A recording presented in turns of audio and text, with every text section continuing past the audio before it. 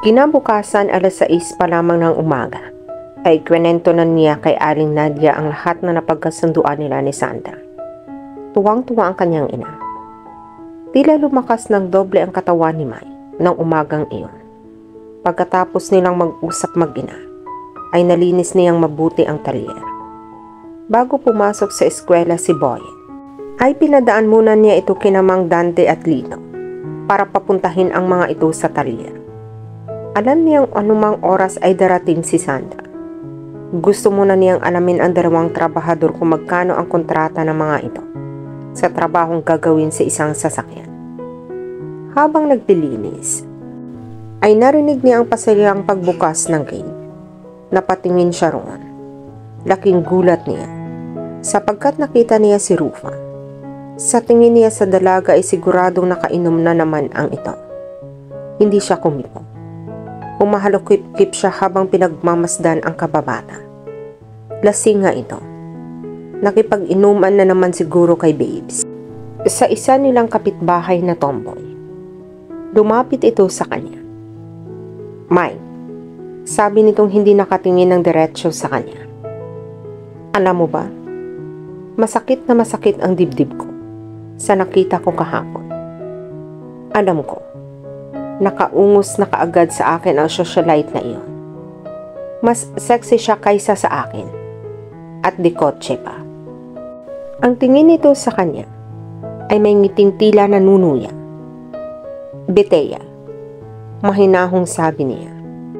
Mga bata pa tayo'y alam mo na ang pagtingin kapatid lang ang nararamdaman ko para sa iyo. Tumalim pa ang tingin nito sa kanya.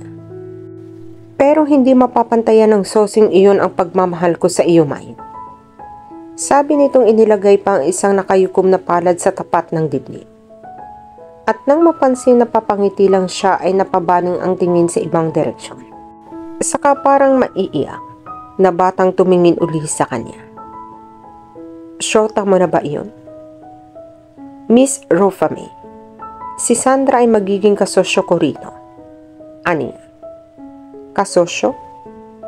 May panunuyang sabi nito. Saan? Dito sa talyer o sa kama? Nagpanting ang tenga niya sa sinabi nito. Ang sama talaga ng takbo ng isip mo, Rufa. Sigaw niya.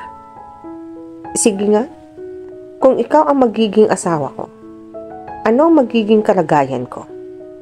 Baka mag-alaga lang ako ng isang alkoholik. Lumabas ng bahay ang kanyang ina.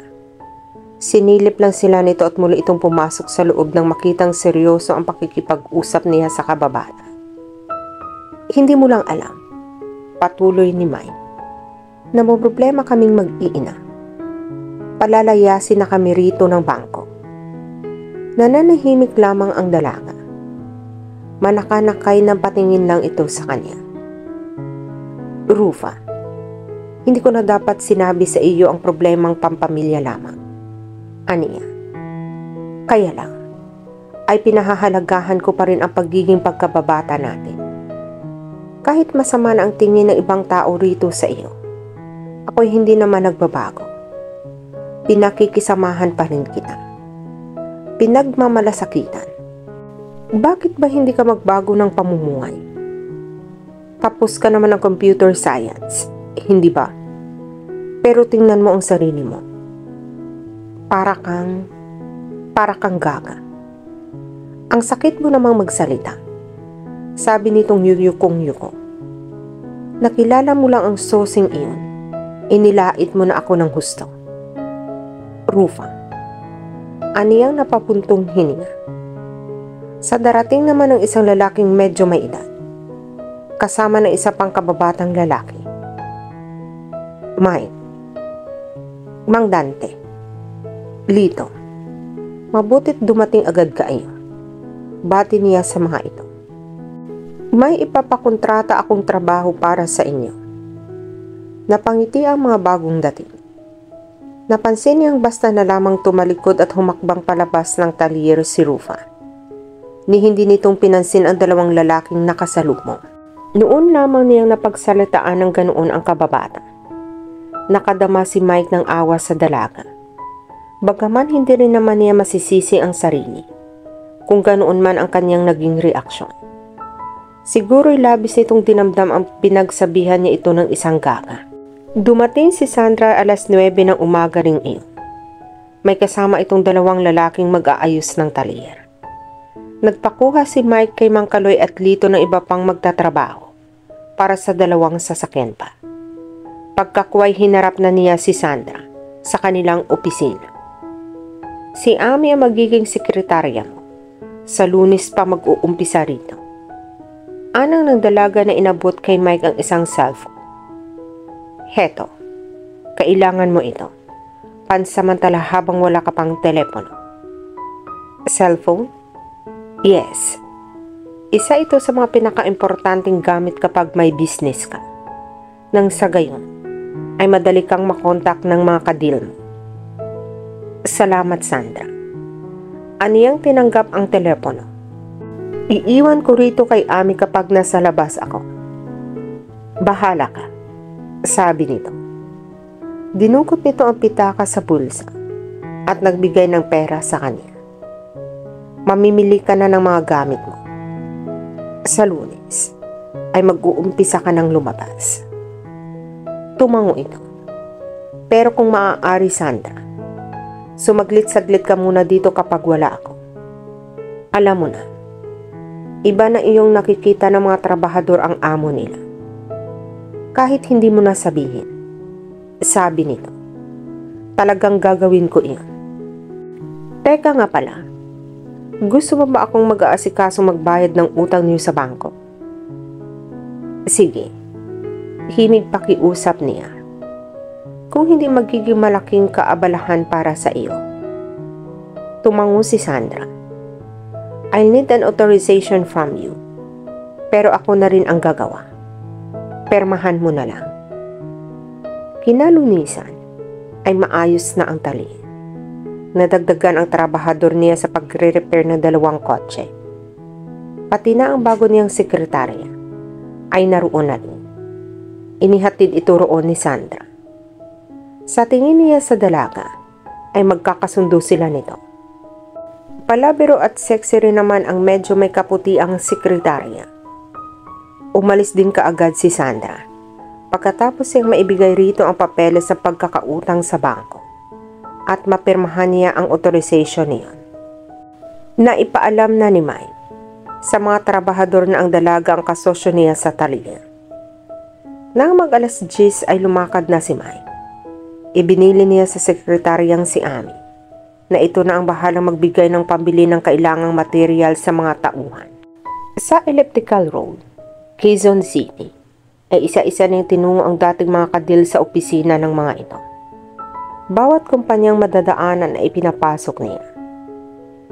Mrs. Salvador, ani ni Ryan sa division chief ng isang government agency. Kapag sa talyer ko ipinagawa ang repair ng sasakyan ninyo, may ibibigay po akong 10% for the boys based sa halaga ng proyekto. Ganoon ba? Napangitin sabi na medyo may katandaang babae. Mas okay ka palang kausap. Sige, marami kaming ipapagawa sa iyo. Pero susubukan ko muna kayo sa isang sasakyan. Kapag maganda ang repair sa inyo na namin ipapagawa lahat ng sasakyan namin. Ngumiti siya. Maraming salamat ho. Makakaasa po kayong hindi kayo mabibigo sa akin. Sa 7 opisinang pinuntahan niya, 2 lang ang kanyang nakausap na medyo hindi niya siguradong nakumbinsi. Alas 6 na ng gabi, bago siya nakauwi. Nadatnan niya nagtatrabaho pa rin ang mga trabahador ngunit nakaalis na ang kanyang sekretary. Mang Dante, anong oras umalis si Ami? Tanong niya sa mekaniko. Pasado alas 5 na boss, tugon nito, na tumigil sa ginagawa.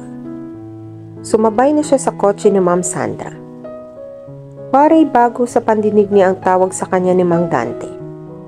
Dati tinatawag lang siya nito ng kanyang pangalan. Ngunit hindi na nila iyon pinansin. Wala bang ibinilin si Sandra? Muli niyang tanong.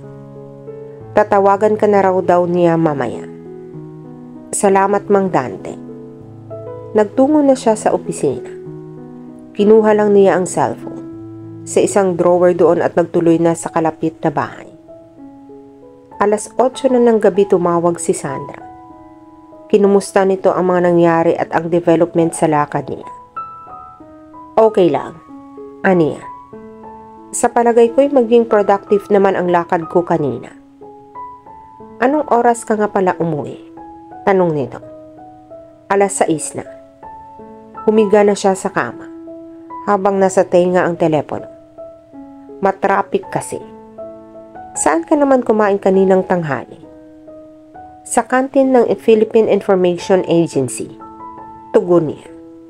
Napapangiti siya sa mga tanong ng dalaga. May himig pag-alala din kasi ang pagtatanong nito. Pakiramdam ni Mike ay nobya na niya ang nagtatanong. Nagpapantasya na siya. At kahit pantasya lang, na nobya niya ang kausap. Excited siya at feeling macho. Ikaw naman. Kamusta ba ang pagbabantay mo kanina sa talyer? Tanong naman niya. Okay lang, ani ni Sandra. Pinanunood ko nga sila habang nagtatrabaho. Nakakatuwa rin palang panuurin ang ginagawa nila. Lalo na ang pagmemekaniko ni Mang Dante. May natutunan din ako sa pagtatanong sa kanya. Mabuti naman, aniya. Mabait naman si Mang Kaloy. Nanibago nga ako kanina nang tawagin niya ako naman. Siguro'y dahil tuwing nababanggit ko kasi sa kanila ang pangalan mo. Nasasabi kong ang Boss Ryan niyo. Gusto ko rin namang maging ganoon ang tawag nila sa iyo. Para kapag nasa trabaho sila, matuto silang igalang ikaw. At iyon ang magsisilbing limitasyon nila bilang manggagawa sa kanilang amo. Napatango-tango siya habang nakikinig. Naisip niyang may punto rin naman si Sandra. Palibhasa nga may mga negosyo na itong nataunlan. Sanay na itong humawak ng tauhan. Totoo ang sinabi nito. Sapagkat kung minsan, may pagkakaabusado ang ilang tauhan ng kanyang ama niya. Dahil napakabait na amo ang kanyang ama. Mas mabuti sigurong ipasundo na lang kita sa isang driver namin sa hapon. Pagkatapos mong mag-canvas ng mga patrabaho, mungkahi ni Sandra, tumawag ka lang sa talyer kung saan ka maaaring sunduin. Huwag na, aniya. Saka na lang siguro. Salamat na lang. Okay, sige, bahala ka. O paano ang partner? See you na lang bukas. Good night. Good night. Nang ibaba ni Mike ang cellphone sa battery recharger, inaasam niyang sana ang karugtong ng magandang pag-uusap nila ni Sandra ay magkakaroon ng karugtong sa panaginip niya ngayong gabi. Pagkatapos silang mag-usap ni Mike sa telepono, nakita ni Sandra ang kapatid na si Lani. May dala itong 2 basong orange juice at iniabot sa kanya ang isa. Ate, yung bang kausap mo kanina lang ay ang bagong kasosyo mo sa negosyo? Tanong nito na umupo sa sofang katabi na inuupuan ni Sandra. Oo, aniya. Bakit? Nagkibit balikat ito. Wala naman ate. Nagtataka lang ako. Bakit kailangan mo pang makisosyo roon samantalang kayang-kaya mo namang magtayo ng sarili mong motor shop? Natawa siya ng maikli. Lai, hindi madali na tulad ng auto parts ang pagmamanage ng motor shop. Alam mo namang dream ko noon para magkaroon ng talyer. Dahil sa hilig kong magkoleksyon ng mga vintage cars.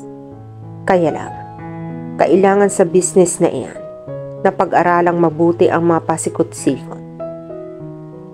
So, kukuha ka na lang ng experience at pinag-aralan mo ang takbo ng talyer. Kaya ka nakisosyo, ano? Tumawa si Lani. Natural. Alangan naman, nagamitin ko lang sa talyer ng kasosyo ko ang pera.